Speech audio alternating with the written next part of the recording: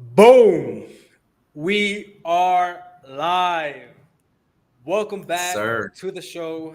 Today, we are honored to have my boy Alan Hernandez on the pod, on the Conquer Pod. I'm excited for this chat. We're going to be talking a lot about the military, my boy Alan's experience in the Air Force, his background of getting into the Air Force. I've gotten a lot of questions from a lot of guys of how to get into the Air Force. So we're bringing it straight from the horse's mouth. Got my boy Alan here. And just to start off, Alan, like I know exactly who you are. I've known you for a couple of years now. You're a very good friend of mine. But for the people out here that don't know you, can you just give us a quick background on your experience in the Air Force, maybe how you decided to get into the Air Force from all the branches available when you joined the Air Force, and what motivated you to enlist into the U.S. Air Force? Yeah, absolutely. And hey, man, thanks for the invite. I'm definitely honored to be here. Um, and just to put this out there before we even get started, I do not at this moment right now. I am not speaking on behalf of the Air Force. Okay, this is just my own personal experience and opinion. So just keep that in mind. Um, Disclaimer. yeah, I gotta put that out there. Otherwise, Jag will get me.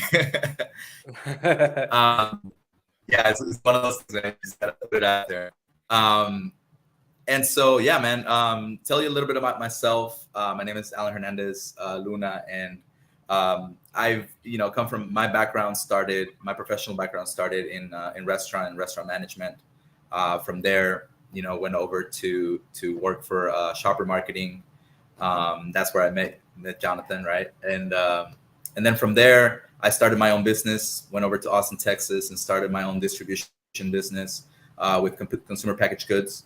I've done bookkeeping. I've done wear many hats when you have your own business like that. So that was a really good experience for me. From there, however, I decided that just all the factors, including my family, the best thing to do was to kind of like put that business on the side and do something a little bit more stable, if you will. So I decided to join the Air Force, and it was already in my mind for a little bit over a year.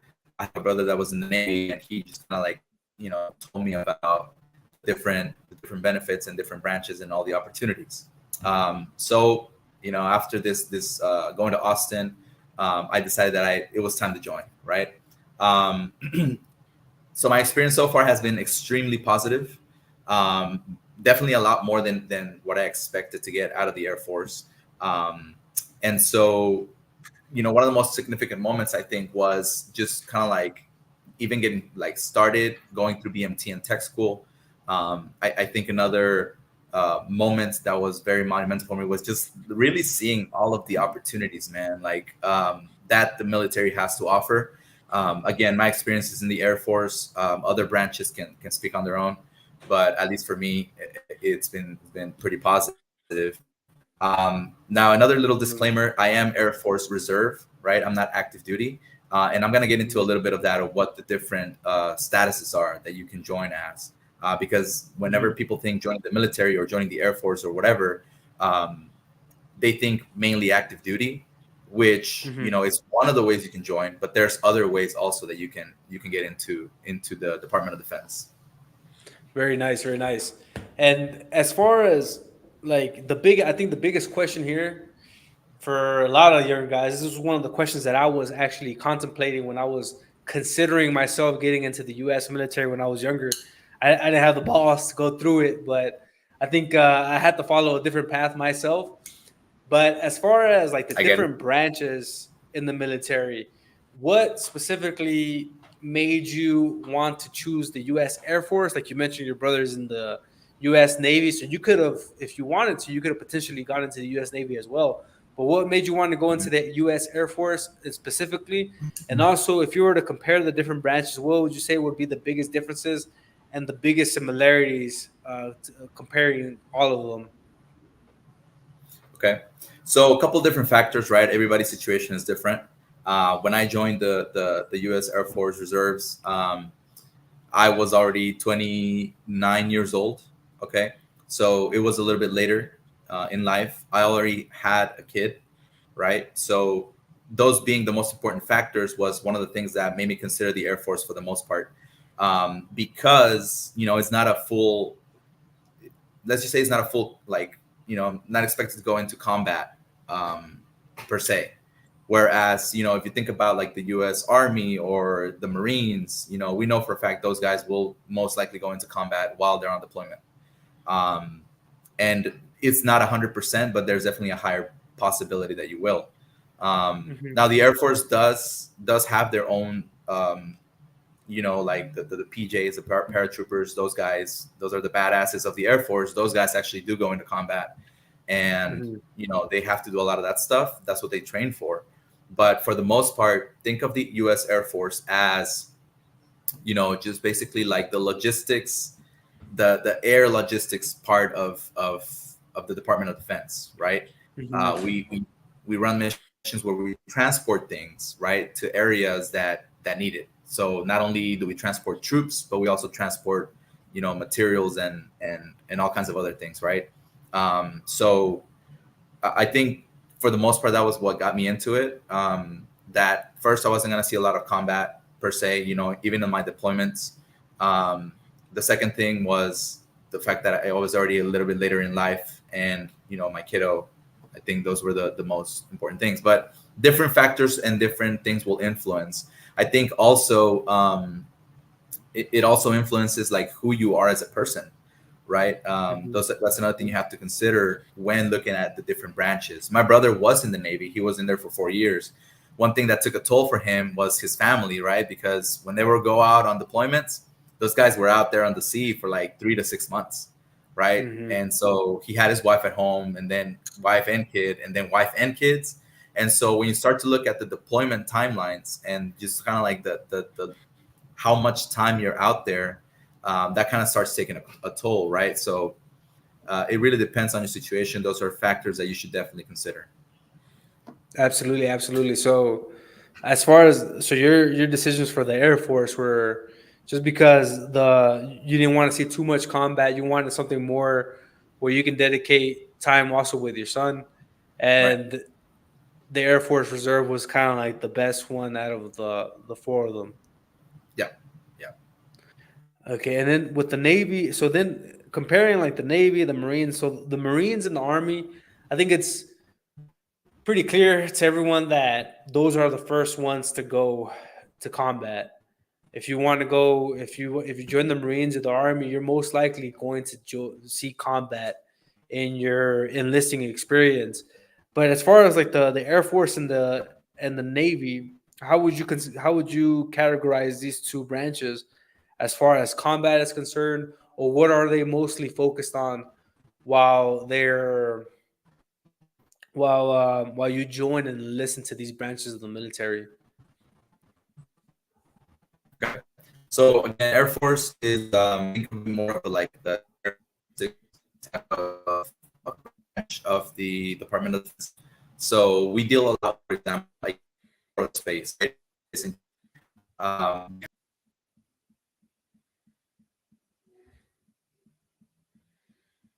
think we lost Alan.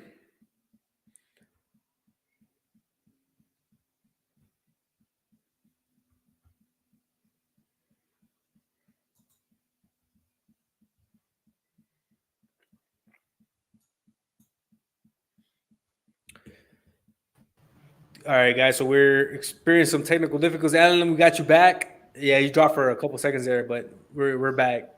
All right, awesome. Yeah, so we deal, like, I'm in the maintenance squadron. I don't know if you got that, but in the maintenance squadron, for example, right, we make sure that the planes are up and running, that they're getting their maintenance, that that people are getting trained on all these different areas of the plane, such as the electronics systems, the fuel systems, the weapon systems. So we have different shops that actually service those things, and so if we were to talk about like a deployment area, right? Yeah, our planes go out there, our guys fly out there, but most likely they'll just be, making sure that those planes are running for whatever they're needed. And, we have all kinds of planes. We have F-16, F-18s, C-5s, all kinds of different planes. And so that also makes a difference as to, if you're getting trained on a specific plane. We also do service Air Force One. So, we also have people that get trained for Air Force One. Anything from being a pilot to, to the air, what is it called? The people that service that do the service in the air. I forgot what they call them nowadays, Like but serviceman, carrier, they're more like, like the people, cargo. Yeah, so anything that has to do with cargo. So we have load masters, right? People that specialize basically in making sure that anything that goes into the plane is tied down properly and all of those things. So that's the difference between like Air Force. Right now, when you talk about Navy, you're talking about getting on an aircraft carrier. So you could be anything in aircraft carrier carries basically everything that you need to carry troops for extended periods of time. So you have anything from cooks, you have anything from, or culinary specialists, things like that. Medical staff in there, you have dentists in there, you have, and then the people that actually do the aircraft carrier jobs, such as like my brother was one of those guys. I forgot his position's name, but basically he was one of those guys that was like signaling, the aircraft to, yeah. And it takes a toll because you're like crouching, right, the whole time, and then you have to like there's actually a lot of hazards because you have like shooting, like all kinds of things. You have pieces flying of like metal. You have to watch them. Sure. So it's definitely a lot of stuff out there, and so that's the difference. So for example, this was like maybe 4 years ago, right? Whenever the U.S. had a stand down with North Korea, I believe, my brother's carrier was actually going down to Hawaii, and then they were like, "Hey, we gotta go over there and make presence known." So they actually diverted the route, headed over there, and they had to stay there. Their tour got extended. They had to stay out there, and you run drills. You do stuff. You run drills, whatever the generals say you got to do. You got to do. And so that's the difference, right? You may experience some combat. You may experience situations where it's like, you're like still in the middle of it. Yeah. So things like that, I think, is what makes the difference. Now, don't get me wrong. Even in the Air Force, you may still see it, right? Because even though you may be like in an airfield, air base, that air base might get attacked, right? So you might things like that. Just keep in mind. That's kind of like the main differences, right? But ultimately, I think it all comes down to what the probabilities of that is going to be, and I think that's ultimately what it comes down to. Yeah, definitely. So you mentioned when you joined the Air Force, you were 29, and it's funny, man, because when I was in high school, I was thinking to myself, like, maybe I was actually considering joining the military. But, man, back then I was a big dummy, bro. I didn't really understand the different branches. I didn't understand how to get into the military. I didn't understand the process. So I guess, like, as far as age classification is concerned, can you join the military at any point? What do you think? What's the latest age that you can join the military? And also, what would you consider the biggest differences between joining the military at a younger age, let's say 18 to 24, compared to 24 to, and then from 30 to, let's say, 40? What would you think would be the biggest differences there? Okay. So to answer your first question, the different branches have different age limits. With the Air Force, it's 39. So you could be 38 and still join. If you want to go that route. To answer your second question, I think which was what the differences are in joining in different ages. So I think if you join young, it's definitely could be very beneficial. It can set you up really well, right? If you make the right choices, because a lot of people end up making a lot of mistakes and bad choices, especially, we know as young people, we don't always make the best choices. And so you can ruin your career, and not just at the Department of Defense, but because you go through rigorous background check and you get security clearances. let's just say, if you go into it and you hang out with the wrong people and you pop off positive for some kind of drug, guess what? You can't work at the Department of Defense, or you can't hold any federal position, period. So even if you try to go work for the IRS, you can't work for the IRS, because now any federal job that you ever try to get, you can't even work for, USPS. So those are things that, it can set you up well, but it can also be detrimental in that regard if you ever try to, if you end up messing it up. So I think those are what would you say is the biggest age range where people join the military? They join the Air Force. Is it like 18 to 24 or 24 to 29, or what would you classify these folks? So I'm gonna give you an example of my training unit. Whenever I went in for basic military training, 90% of the guys were anywhere from the ages of 19 to 24. And then the other 10%, which I was on that 10%, we were guys that were like maybe late 20s, early 30s. And there was really just 6 of us out of like 40 people. Yeah. So the rest of them. And so, do you think that did you see any guy that was like in the late 30s, like 37, 38, 39? I think the oldest guy was 36. 36? Yep. And like, keeping that into consideration, do you think having to deal with colleagues that are younger than you, that they might not be as mature as you are, like, did that kind of like, did you get a different experience, going in later? Or do you think it was better for you to go in later because you had more wisdom and more maturity than a lot of the younger guys? I think I really, like, I feel like I went in at a pretty good age. If I would have gone in there when I was that young, I feel like I would have made a lot more mistakes. But I feel like a lot of them have a pretty decent head on their shoulders. Some of them are career military. Their dad is in it. Their granddad was in it. Their uncle, their cousin, whatever. Then you have the kids that literally they just went in there because it was like their last option, right? Which is okay, because again, the military has the potential to set you up really well in your early teen, like young adulthood years. And so this is an opportunity for them. Now, it was a little bit odd to a degree, because they are colleagues. Ultimately, we were all the same rank, right? And although we were older, they did respect us more because we were older. But at the same time, I think it was a good opportunity for us older guys. We were able to kind of like coach a lot of them.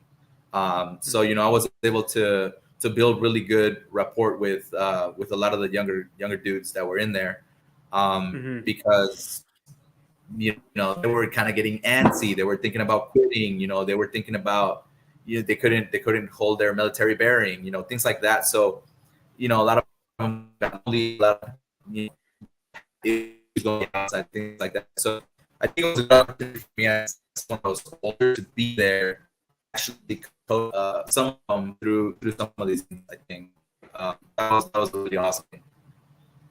Okay.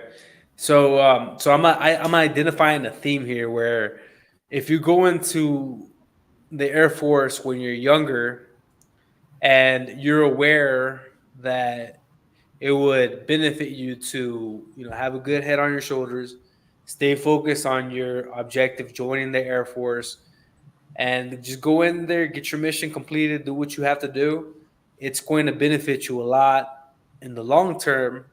But really unpacking this, what would you consider the biggest mistakes that maybe some people do while they're in the Air Force, where if it maybe fucks up their chances going forward, it might ruin their reputation to some degree?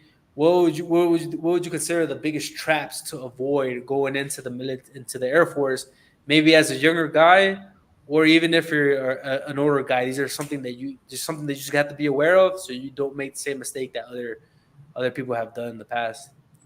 So I think one of the weak points, I guess, for younger people is one, the maturity level.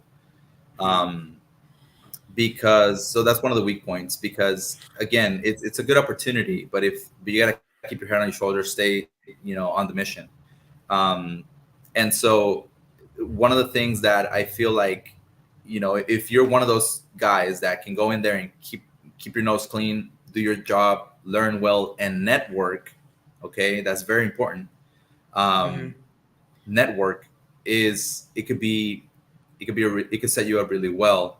For example, I knew this one kid in tech school, and man, this kid, like I kind of already know how to keep myself on task, how to get things done, but still have like a little bit of balance to where I know, when I can hang, when I can't hang, how late I can stay out, things like that, right? Yeah. And so sometimes during tech school, we would like go out and hang out and like maybe go check out this, like this little restaurant, this little bar, whatever. Go hang out at the beach because we were at a beach town, so that was fun. And there's this one kid, man. He would say no to everything. No. Like he would just come back from school, go work out for an hour or two. Yeah, lock himself in his room, study, watch shows, whatever. He was not going out. He was not spending money. He was doing nothing. So get y'all. yeah, literally. But check this out, right? And also because this kid was 17. But check this out. As you're in there, you're getting paid, right? Because technically it's your job to learn all these things, to go to school, to go to basic military training. Now, if, as an airman basic, you're getting a paycheck. If this kid wasn't spending any of his money and he was, let's just say, saving most of his paycheck, he was probably able to save about $1,000 each paycheck, so about $2,000 a month. So imagine, he was in there for already like 6 months. You're talking about $12,000 that he was able to save during those 6 months. And if he kept doing that, if he keeps doing that for the rest of his career in the next 4 years, I mean, think about that. You're saving $2,000 a month, right? When you multiply it, and that's $24,000 per year. Multiply that by 4 years of being in the military, right? So you're talking about close to $100,000. So again, savings, and on top of that, all of the benefits that you get, right? Because you don't have to pay room and board, right? Like your rent is paid off, your utilities, all that stuff, all that good stuff is already paid off for you, right? You get all your allowances, and on top of that, that's the other thing we're gonna get into is like benefits, cost benefit analysis, because there's definitely a lot more benefits. So yeah, things like that. So you could play it that way, or you could play it stupid and hang out and say like, hell yeah, I'm 18, I'm in the military, I'm on my own, I got my own freedom. Go buy a freaking Mustang and have a big ass car payment, and play it that way. So again, you decide how you play it, right? I got you can set you up really well, okay. Or you can come out plus $100,000 and a full ride to whatever school you want to go to, or you can come out the same way you went in. I got you. And I'm understanding with the girl pregnant. You know what I'm saying? Yeah. Yeah. It just depends. Yeah, exactly. So top, like, okay, so based off what we've discussed so far, like I've identified that maybe one or two of the mistakes could be that you're lacking financial literacy and you're not investing or saving your money correctly when you go into the Air Force. The second thing also could be that maybe you're partaking in illegal substances that can put you in a very precarious situation where if you get caught, it will ruin your reputation and your opportunities going forward. That would be two. Yep. And the third one would be maybe you can knock up a girl. Is that something that happens a lot in the Air Force, where there's maybe sex going on, or there's things that can, you get a girl pregnant and then that's going to affect you.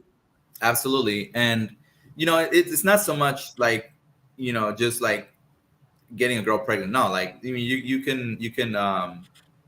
you can obviously have relationships within the military, but that's another thing, right? You have to be careful with whom and how, right? Because you just don't want to get into a situation where, you met the wrong person and maybe you got entangled with like a non-commissioned officer or commissioned officer, and you're in a situation where now you have to get the UCMJ involved and all those stuff, right? Okay. Mm-hmm. Yeah, so it's just things like that. Again, it's just keeping a head on your shoulders, keeping your nose clean, going in there with a mission, and getting the most out of it, right?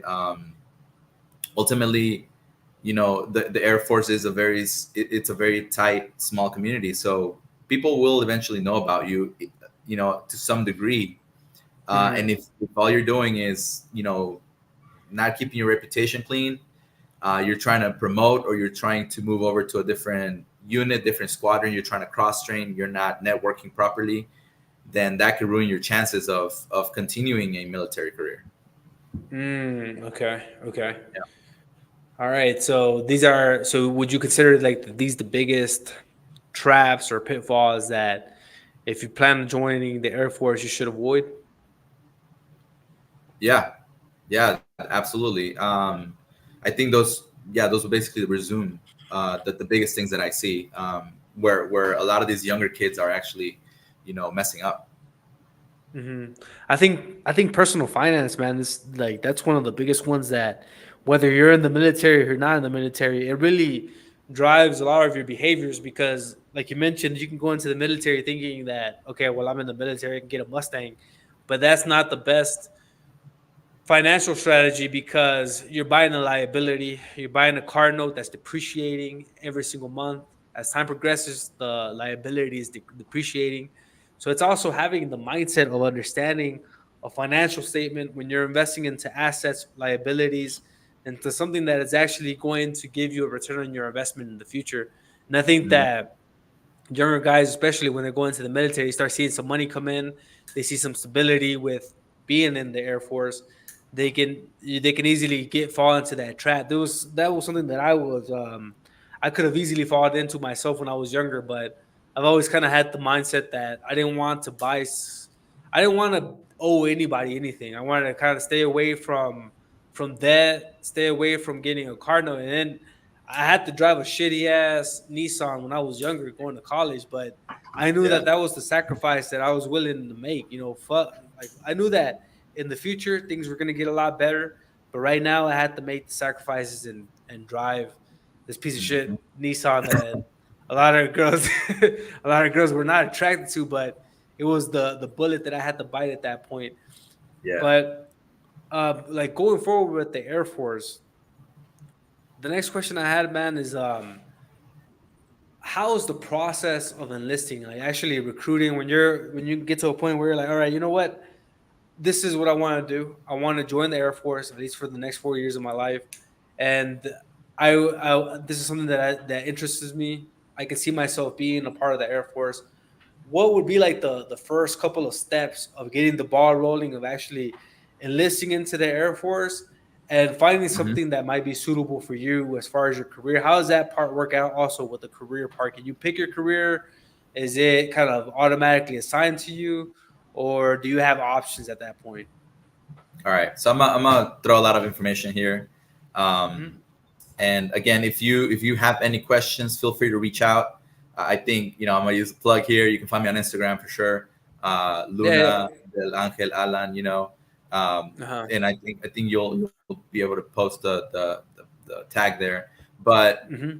so how to get started, right? First and foremost, you need to contact a recruiter. Okay, Google search Air Force recruiter, right?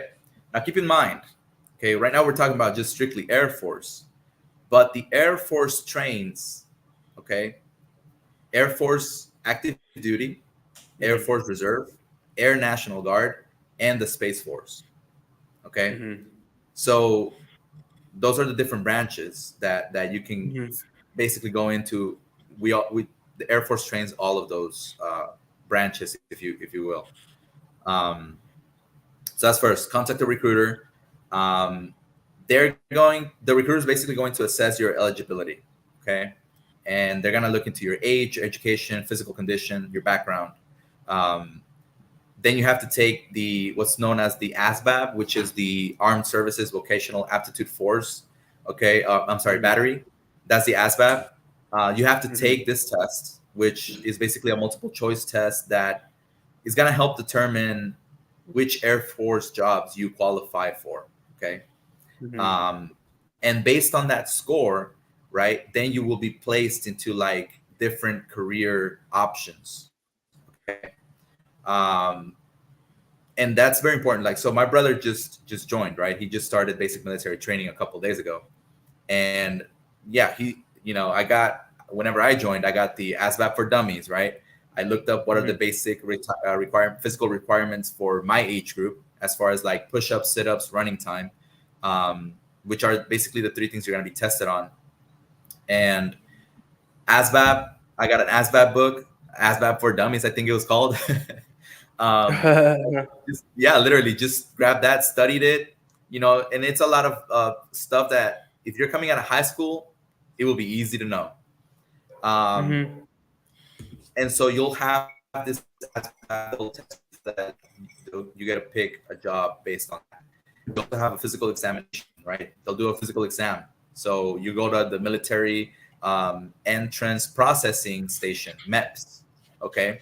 And basically you have to meet certain physical requirements. So I knew a buddy of mine. He went in, took the ASVAB, really smart guy, got a pretty high score, but when he got to MEPS, they realized that he had some kind of back problem, some kind of back issue that he didn't even know about himself. But whenever he went to MEPS, they found it. And so, you're disqualified now, right? So those are the kind of things that are basic to even get into it. Again, based on that ASVAB score and your qualifications, they'll tell you what your job options are. So for me, I had 2 job options. How'd you do? How'd you do on your ASVAB? I got an 81 actually. Out of what? So out of the highest score you can get is like 100, I believe. 99 or 100. So okay. I got an 81. I was above average. I think the average ASVAB score is like a 60 something or close to a 70. Okay. Yeah. So I didn't do too bad. Got that B minus. Hey man, you know what? I studied like the day before I went to take it, so I was like, you know what, F it. Man, when I was taking my coding classes for my degree back in college, like I think I got my last semester, bro. I got like a D plus in my Java class. I got a D plus in my in Java and then C plus plus. Then I got like a C minus. I was like, man, fuck it, dude. D's and C's get degrees, man. Like as long as I get my degree, let's get out there. Let's start making money. They sure do, man, for real. Yeah. So yeah, and here's the cool part though. Like your recruiter will work with you. So my brother's experience, for example, he went in there. He did not study at all. Period. He just wanted to go in there and see what his ASVAB score was gonna be. Went in there and got like a 40 something. And that doesn't get you anywhere because you have to meet a minimum, right? And also if you want to pick certain jobs, then you have to meet those minimums. So that's a good question right there, Alan. Yeah. So with the ASVAB, like how is it a very difficult test? Do you think that it's if you study maybe 3 months, 6 months before you take it, you can really maximize your chance of getting higher score? And also, what do you think is the best way to really get a high score? Because, like, going out of school, like one thing about being in school and going to college and going through all these classes is that you do learn like the method of taking tests, right? It's a standardized test. There's 60 questions on the test. You have a certain time frame to finish it, but you get better at it. The more you do it, you're like, okay, I'm going to go through these questions, answer them as fast as I can. I'm going to study 3 months, 6 months in advance, make sure that I'm aware of what to expect on the test. But it seems like when you go into the Air Force, when you go into the military, it really benefits you to do a great job on this test because it's going to increase your opportunities once you're in the Air Force. So just for the guys that are they're strongly considering joining the Air Force or joining the military in general, what do you think is the best way to prepare for the ASVAB? And also, what do you think is how long do you think it takes to prepare for it, get ready for it so you can maximize your score and get a high score with the ASVAB? Yeah. So it really depends on who you are as a student. You're going to be tested on different subjects. So like math, science, electrical, mechanical, I believe those are the main ones that you're going to be tested on. So, intermediate algebra and geometry for sure. You're going to be tested on. You're going to be tested on like just science, right? General science such as biology and chemistry. You're going to be tested on mechanical concepts and all those things. And you're going to be tested on electrical concepts and understanding. And so, how long do you need to prepare?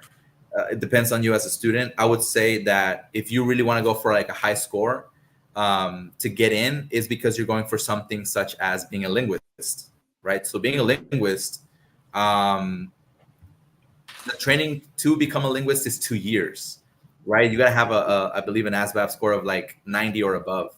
A lot of the linguists that I met while in basic military training, those guys made a 99 on their ASVAB. So, it just really depends. Now, anything above like a 75, I believe, I don't know if that score has changed or not. Basically, you can pick most jobs, right? Unless you're going into like, again, being like a linguist or anything like that. Yeah.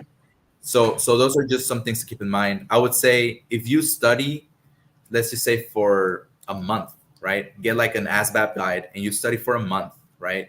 Each of those subjects, you should be fine, especially if you are just coming out of high school, because a lot of those things, like those, general math, general science, electrical, and things like that, you can, if you paid attention, obviously, you can recall that information very well, and if you understood the concepts. Now, if you were like me, where I was like, I had been out of high school for like 11 years whenever I joined, then you definitely want to refresh yourself on a lot of those things, because those subjects you don't come across as often anymore, in other careers.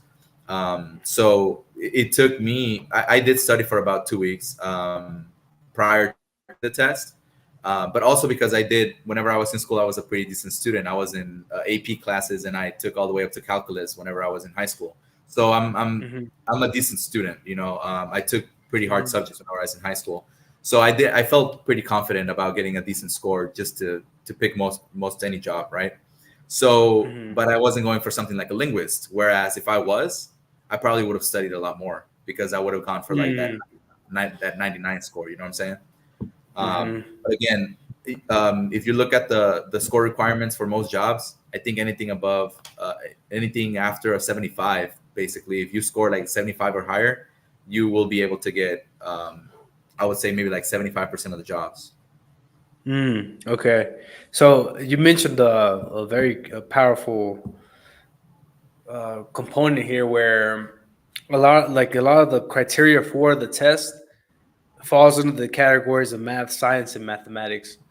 And like, this is something that I've talked about a lot extensively on my channel, is that like, I've always get the question, man, like, how are you working in Colombia? How are you in Mexico? How do you have the opportunity to travel? And I always tell these guys, like, man, the reason why I'm able to do this is because, like, I was in school for 5 to 6 years, man. Like, it almost took me 6 years to finish school, bro.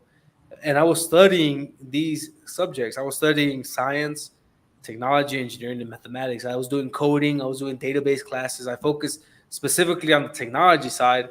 But once you acquire these skills and you know how the logic works behind these skills, you can really maximize that in your career, because this is an area of work that is very difficult to do. You can't replicate it. If you understand math, if you understand processes, how to think through different solutions, different problems, you're going to just have a lot more opportunities in the realm of STEM. And just a quick rundown on this. Like, I always get asked also, there's a quick way to plug this, like the different credit cards that I use while I'm traveling abroad, the different software that I use. Being in the IT space, I had to learn a lot about like cybersecurity. And when you're traveling abroad, you want to have a strong VPN while you're traveling.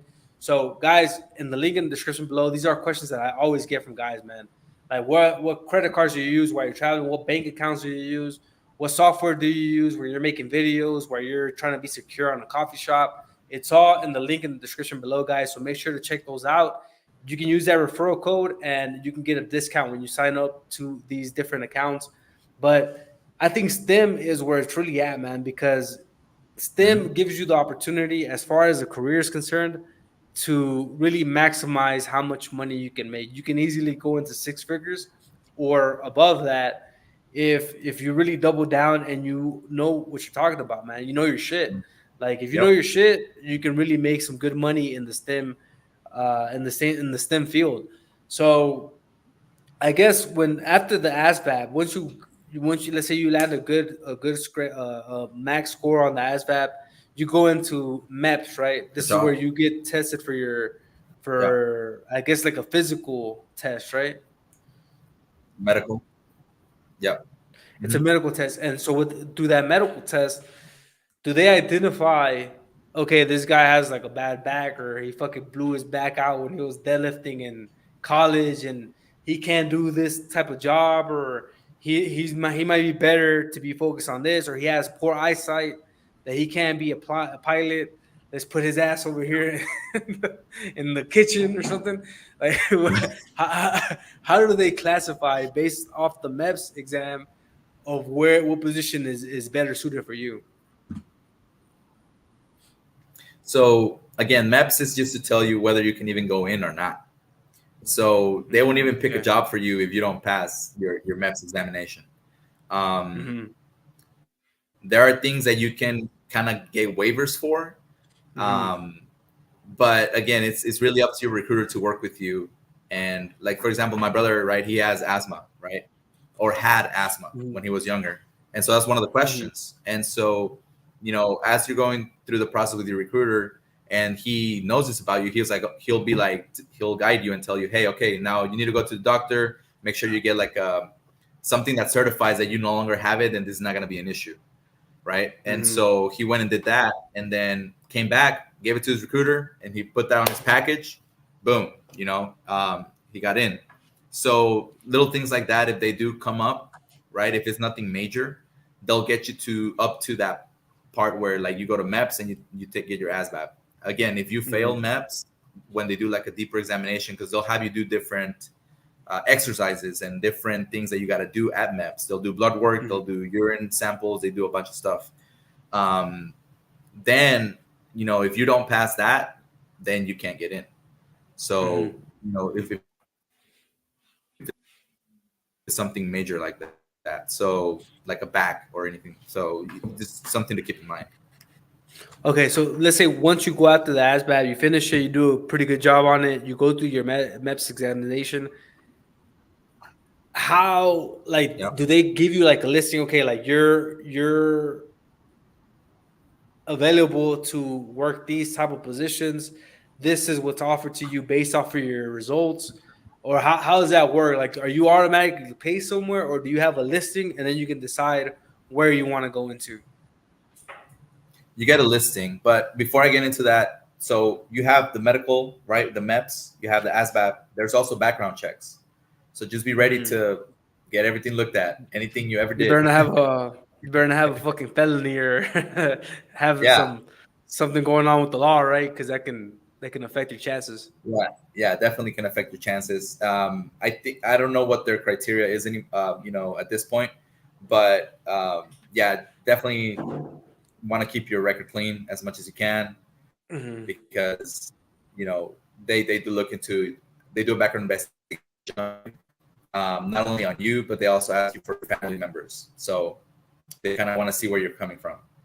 Remember, you're getting security clearances from the Department of Defense, so Mm-hmm. that's the reason why they have to do all that.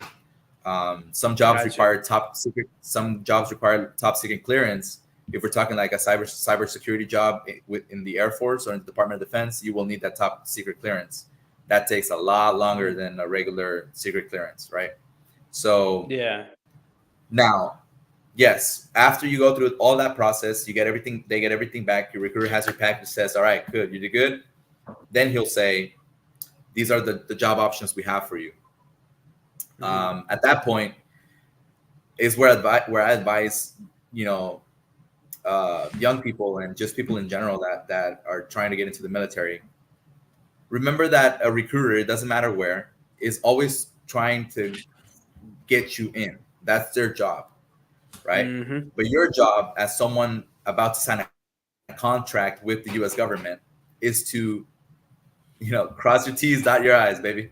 You don't just want to take anything that they give you and you're signing your life away, right? At that point, almost literally, so you want to make you sure belong you really to the U.S.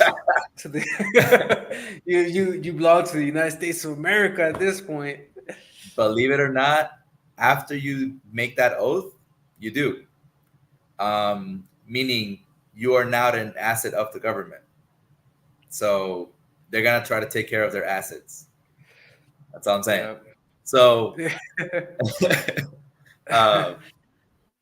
So, uh, you'll get a list of jobs. Make sure you read through every job, through all the descriptions. Now, your recruiter will try to work with you as far as like, what are you trying to do? Like, for example, my recruiter asked me, hey, so like, what's the reason you want to join?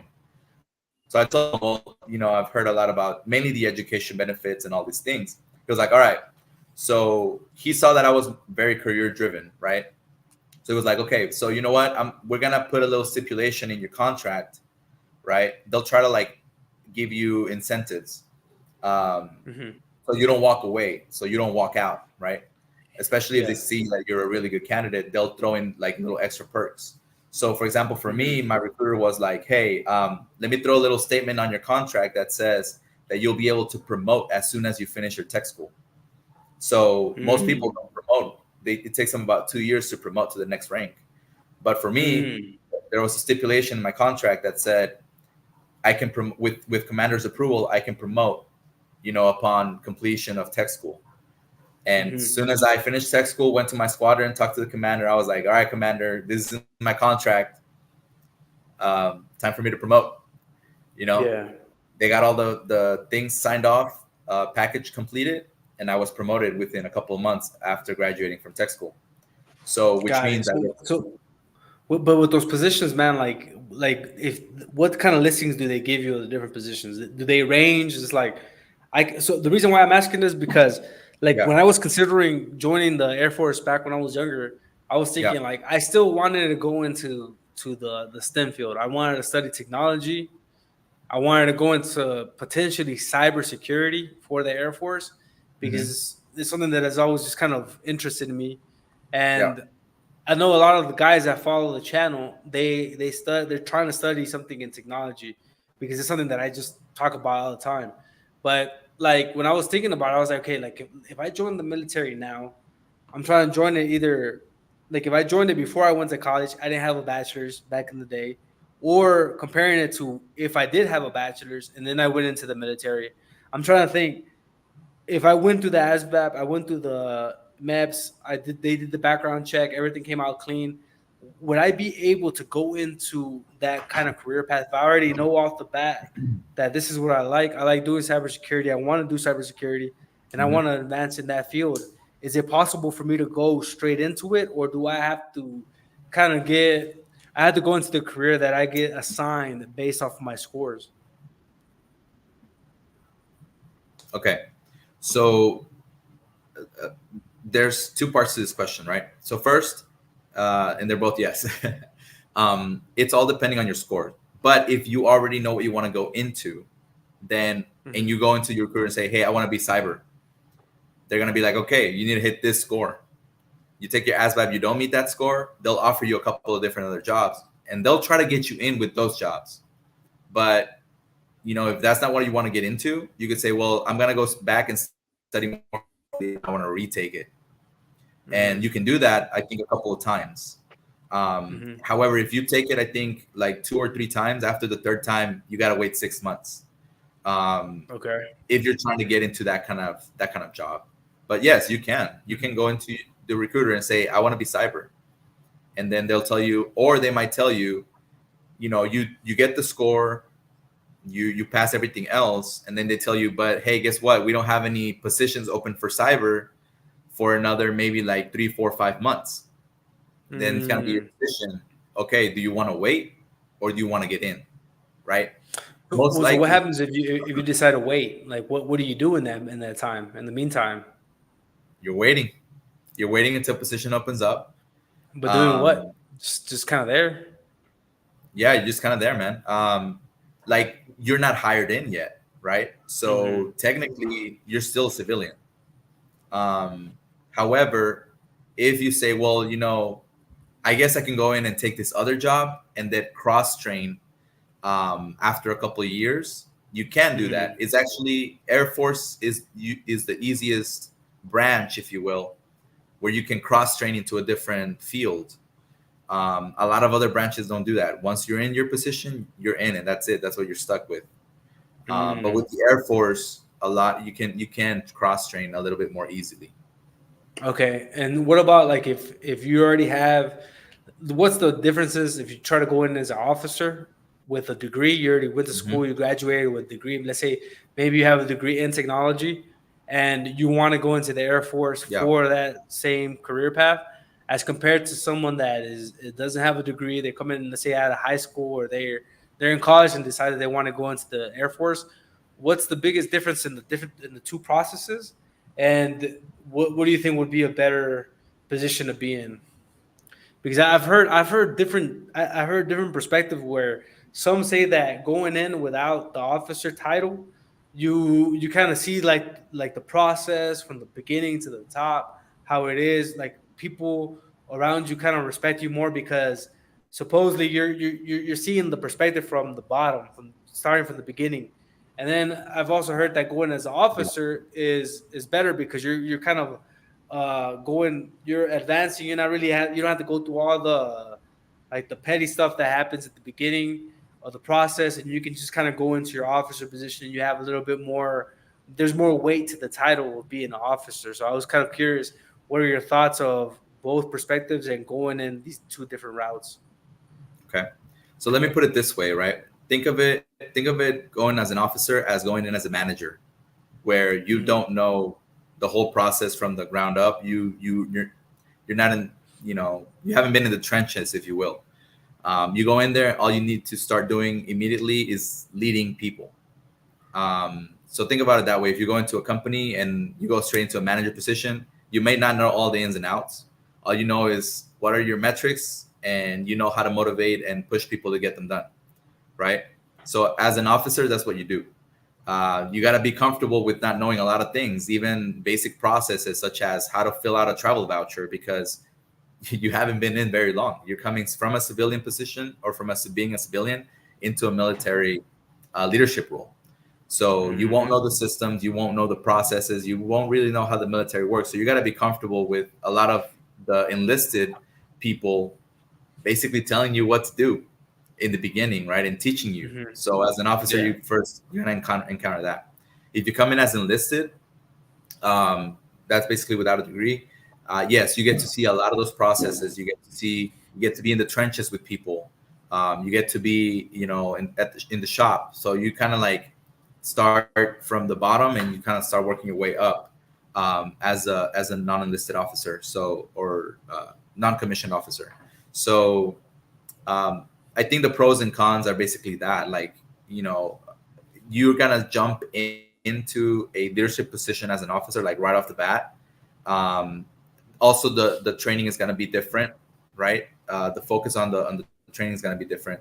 So, for example, with officers, the training, you go more into leadership and management training, in addition to Mm. like any other technical training. Now, if you're talking about a specific job like cyber, I want to be a cyber officer. That's a Mm-hmm. possibility.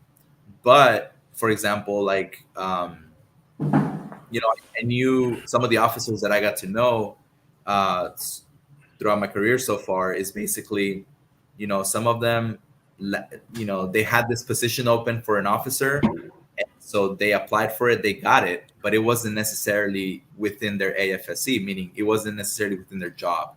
So, Mm-hmm. I'll give you an example.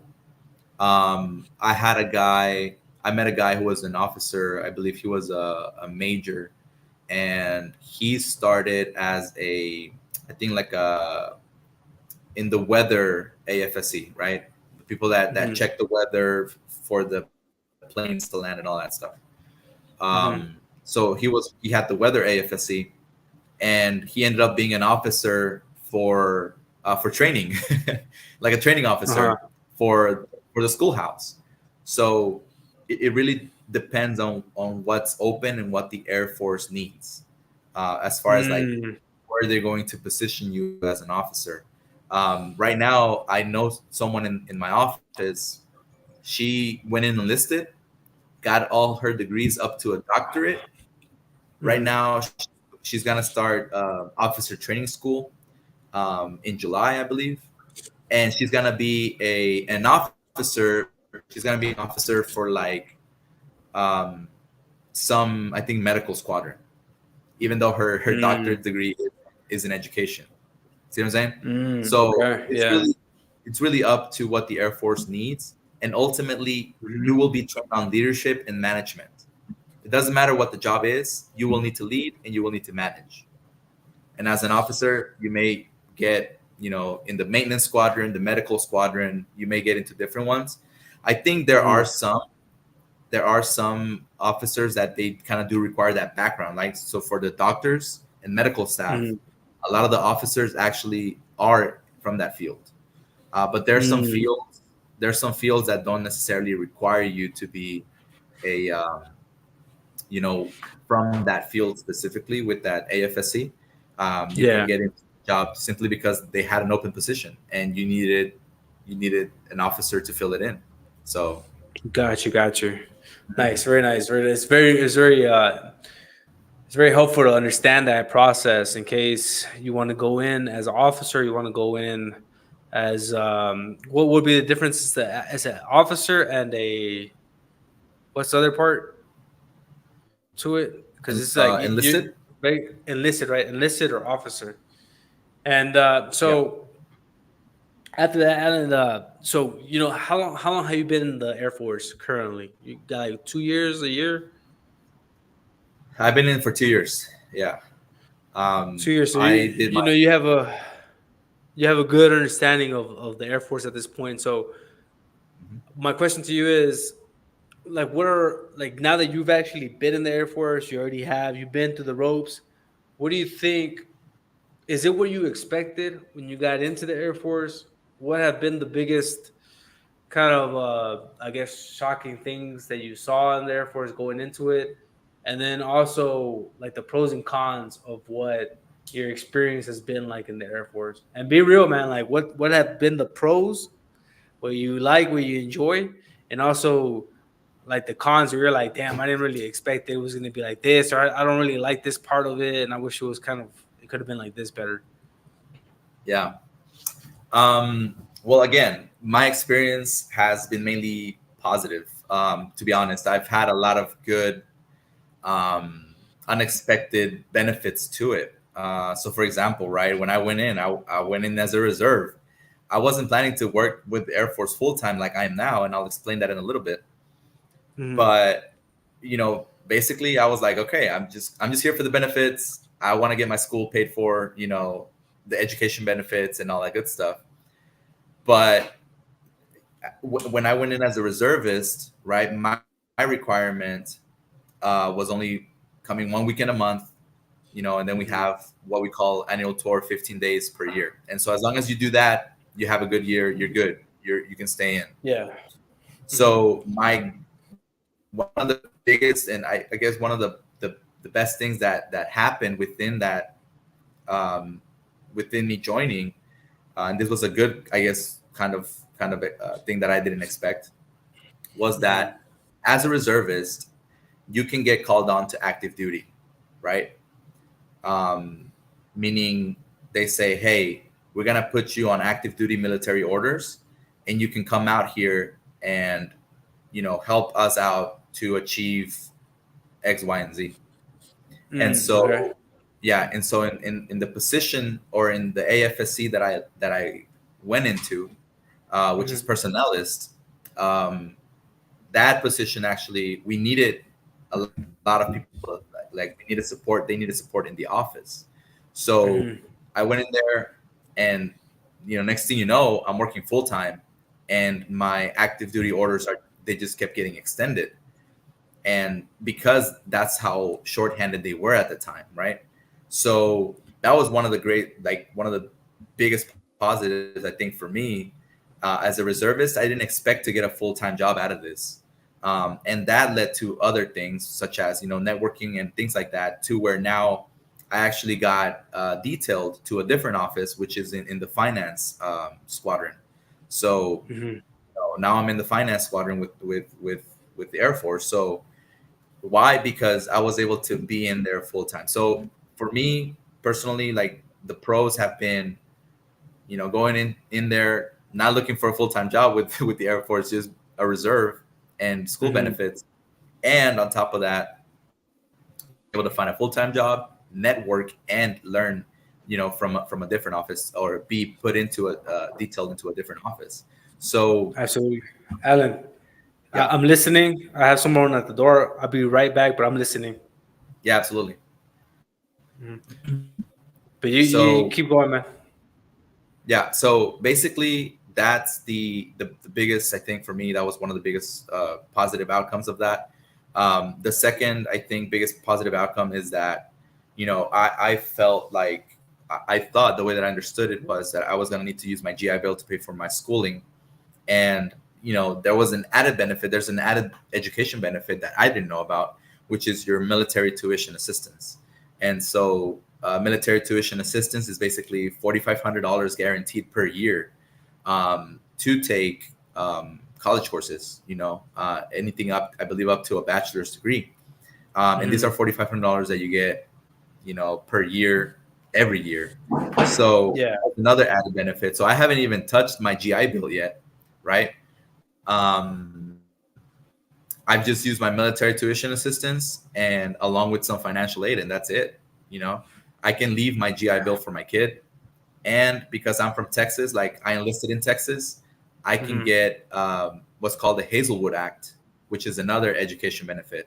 So I came in for one education benefit, and next thing you know, I got three. So, that was another great benefit. That's awesome, man. That's awesome, man. We should definitely make another video in the future, going more into like the benefits and the actual upside of joining.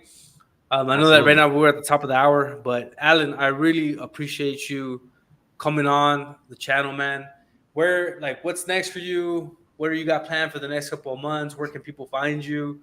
Your Instagram handle, or Facebook? If they have any questions about the process or any different businesses that you're working on. Yeah, absolutely.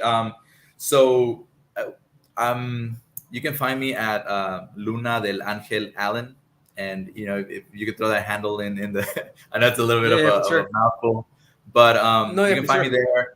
I will hit me up, and I can answer more questions on it. We can I can take a call, and I can coach you kind of through it, because there's definitely a lot of benefits, guys. Like, I'm telling you, if you do this right, you can get set up really well. Especially for those that are trying to get to that level. I got a couple other things going on for me, outside of the Air Force. I've been going to school full time, basically, with the Air Force, while I'm in the Air Force. So working full time and school full time. So that's been a blessing. Nice. Because I'm graduating this fall, God willing, so that's another thing. Yeah, dude. It's been in the books for a minute, and I'm finally gonna get to do it. So nice. I got 3 more classes I'm gonna take, and again, no school debt whatsoever. So again, that's what I'm telling these guys, man. Like, the benefits, bro. Save some money, stack your money. You're not wasting money and spending your own money. I think that's a great benefit. And what's that allowed me to do is because I could use that extra money I have to spend school, and I've just been investing it, saving it. I'm dabbling a little bit in real estate. So that's another thing that I've been able to do because of this. So there's definitely a lot of things that will benefit you if you decide to go down this path. Especially, and I'm just gonna throw that out there, but if you're looking into cyber, a lot of contractors that work with the Department of Defense, dude, they're picking up people because you get all your certs, right? They're picking up people from the Department of Defense, from the Air Force, from other branches, and they're paying them. They're telling them, "Hey, I'll give you a contract for $100,000 a year." Boom, just like that, because you already have all the security clearances. You are an internal, troop from the Department of Defense, and on top of that, you got all your certs. So they're like, "Yeah, we don't need to pay for you to do it. You're already ready for us. Come out here." Like we'll pay you $100,000. So that's another thing that you want to keep in mind. But yeah, man, as far as other projects, like I said, I'm doing a little bit of everything, mainly school right now, dabbling a little bit with real estate, trying to get that going. And I'm hopefully here within the next couple of months, also like starting another little business. You just got to keep those streams of income, just building those while you can, Yeah, absolutely. No, man, and for sure, like we'll definitely plan out the next video where we can talk about just the benefits, because at the end of the day, man, it's all about maximizing that money, your resources, your assets.